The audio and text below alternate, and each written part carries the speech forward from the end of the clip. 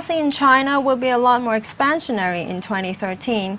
What impact will this have on the modest growth rebound that you're seeing now? I think it's very necessary. Without an expansionary fiscal policy, we probably will see a continued deceleration of the economy.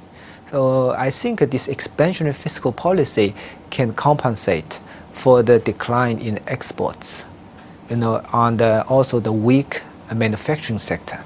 So that fiscal expansionary policy, which actually focuses on two areas. One is infrastructure investment. Second is to transfer income to low-income families to boost consumption or increase welfare expenditure. So that's two areas, right? So that is needed to actually help the transition from an export-led growth model to a domestic demand-driven model. So that's why I think the fiscal policy need to play a more active role. More eco data coming out on China. We will have trade and inflation out on Friday, and GDP is also coming out next week. How will these data influence monetary policy? Yeah, I'm seeing still very slow growth in export sector. Like my forecast is something around 2%. I don't think it will exceed 5%. Given this positive export price, the real export, excluding the price effect, probably will be just zero. So I think that is a fact that China needs to cope with more challenging external environment, a weak external demand. So that's why I think not only this year we will see more accommodative fiscal policy, but also regarding monetary policy, I think it probably will be less tight than last year.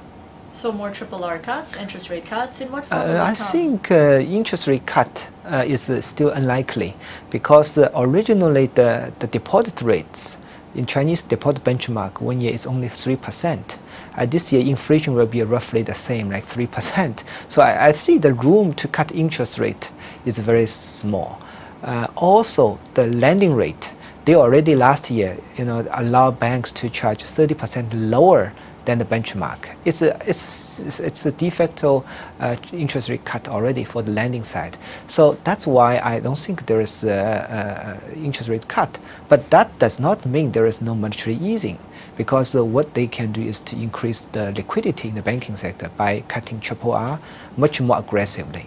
It's still at current level, 20.5 is still way too high.